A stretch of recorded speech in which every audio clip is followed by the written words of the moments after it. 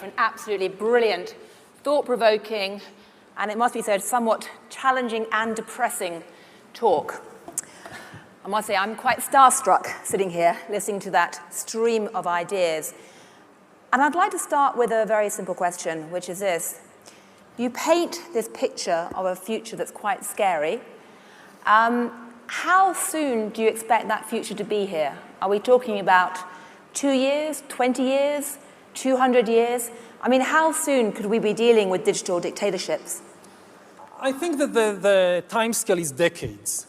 I mean, in 200 years, I guess there won't be any sapiens left. There'll be something completely different. 2 years, it's far too soon. So we are talking about a few decades. Nobody knows exactly how many. Right. Now, you're unusual because you actually stood up on that stage and you said, I don't know what the answer is. Okay, that's not something you hear a lot at the World Economic Forum. It's admirably humble. But I'm curious, as you look around the world today, do you see any countries or any groups of people or any academic groups that seem to be having a sensible debate about this? Do you see any reason for encouragement at all?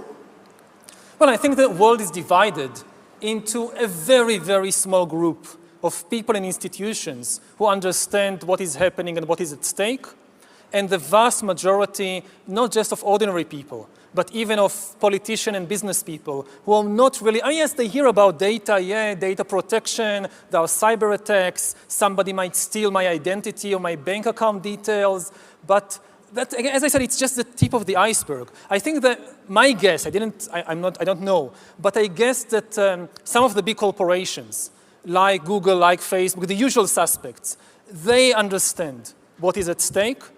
I also think that some governments, especially the Chinese government, I think they understand what is at stake. I think certainly most humans have no idea. Right. Again, the thing is, just to make it clear, it's the biometric data is the key. When people think about data, they mostly think about where I go, what I buy. When they think about hacking, they think about computers.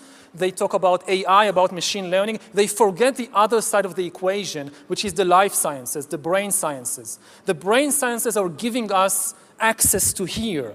This is what we really tried, what somebody is really trying to hack is this, not this. Right.